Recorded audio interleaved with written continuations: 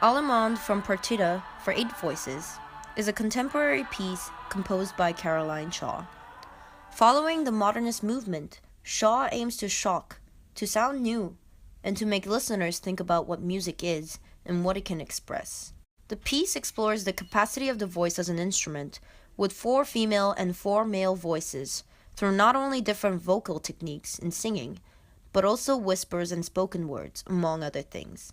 The melody is consonant for the most part, but not at all ornate, and Shaw makes use of dynamic, timbre, and repetition.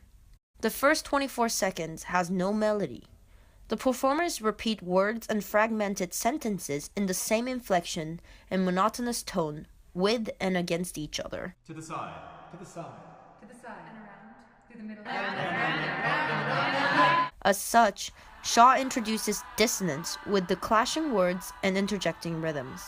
It was interesting to me because if you were to consider one word as notes themselves, this is reminiscent of Beethoven's Symphony No. 3. In the first movement of Eroica, Beethoven immediately starts the piece with the orchestra playing 2 strong beats. And then the cello plays a motif, which is then repeated across the orchestra on different instruments. Beethoven uses minimalism, creating music out of a single chord, and this is repeated and tossed around in the orchestra throughout. Like so, Allemande starts off with words acting as a motif, made out of a single sentence. To the side. To the side. To the side. And around.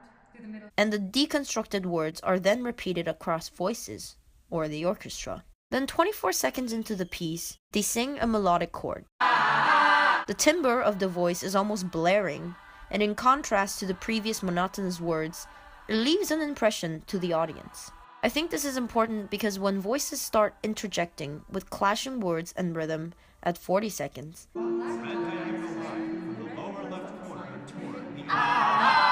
it acts as a ritornello in giving the audience context. Let's compare how Shaw used ritornello to how Handel used it in Tornami Ava Hegiad from the opera Alcina. The orchestra establishes a strong motif through ritornello from the beginning of the piece. As the piece develops, Alcina sings a solo deviating from the melody. The orchestra grounds her solo by playing the ritornello in between the pauses, giving it context. Like so, Shaw uses this blaring consonant chord as a ritornello throughout her piece to ground the audience when their expectations are disrupted by interruptions or when they're overwhelmed and distracted through quick changes.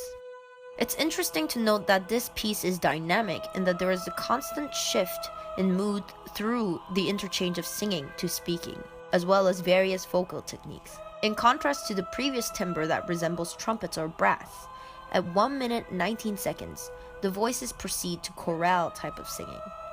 It creates a somber mood, almost like a break for audiences to recollect on how the piece has moved so far.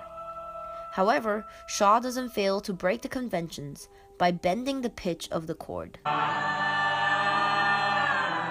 It's unlike the Gregorian chant style that this section mimics, and we have to keep in mind that this is only possible due to the flexibility of the voice as an instrument.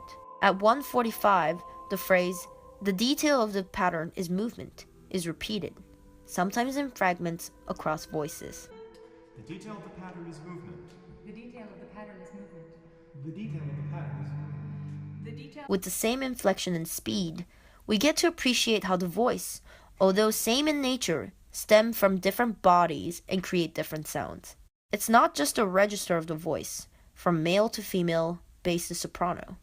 It's also the texture of the voice that reflects their personality.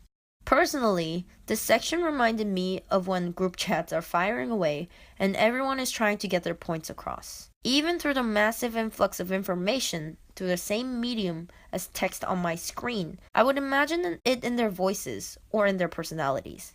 I think this section reflects how the modern individual is constantly barraged with information and opinions. This continues until 2 minutes 30 seconds, when the blaring singing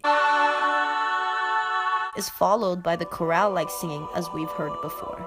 At 3 minutes and 7 seconds, some of the voices mimic legato strings through their vibrato. For me, this evoked a sense of vulnerability. I definitely think it was an attempt to explore the boundaries of the voice as an instrument, in delivering the same timbre of other instruments. As a musician, it got me thinking about how Shaw would have written these little details on sheet music.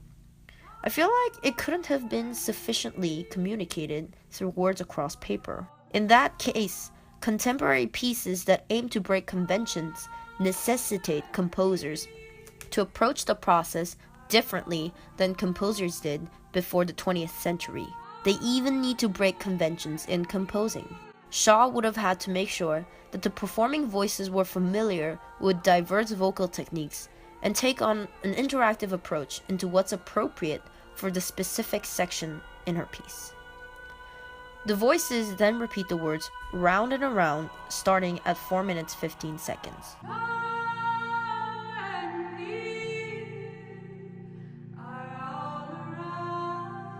You become cognizant of the virtual space that voices occupy. With modern recording techniques, audiences can clearly perceive positions of the singers even through earphones.